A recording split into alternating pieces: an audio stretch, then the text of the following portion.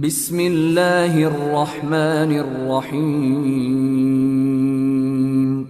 بسم الله الرحمن الرحيم. Ассаламу алейкум ва рахматуллахи ва баракатух. Құрметті қыздар, бүгін біз сіздермен алғашқы әріпті өтеміз.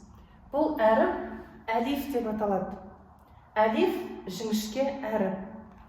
Әлиф бір ғана таяқшадан тұрады.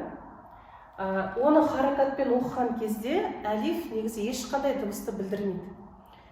Сондықтан да оны тек қана үстінде астында тұрған харакаттармен ғана оқимыз. Енді қараңыздар, әлиф ешқандай дыбысты білдірмейді дедік, бірақ жіңішке оқылу керек.